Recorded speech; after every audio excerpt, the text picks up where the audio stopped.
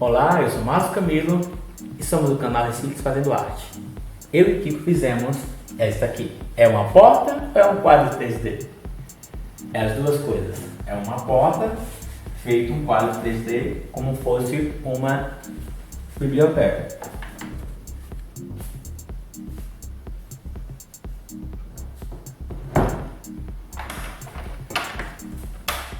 Chave, livros. Temos esses livros todos feitos pelo Kiko, que foi com material reciclado. São de papelão, né? Daqueles que vão o Insufilme e o papel alumínio. O relógio foi feito pelo Kiko. Compramos só a máquina.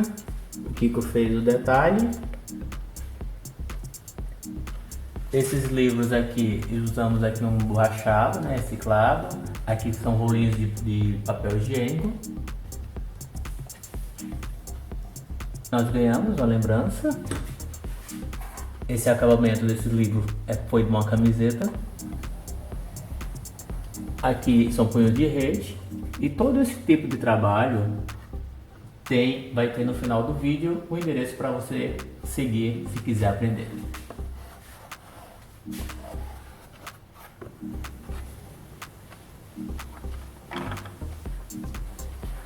E é um quadro 3D interativo, porque além de ter o relógio funcionando das horas, temos a caneta que usamos com borracha.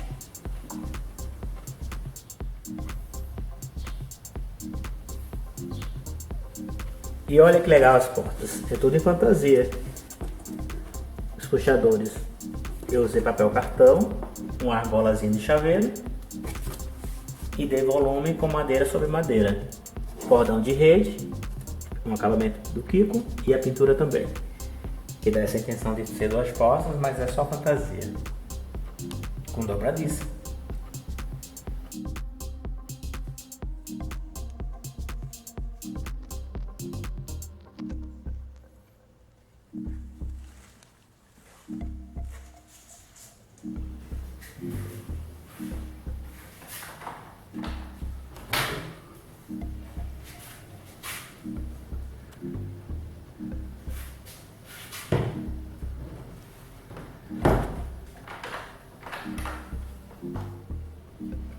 Gostou?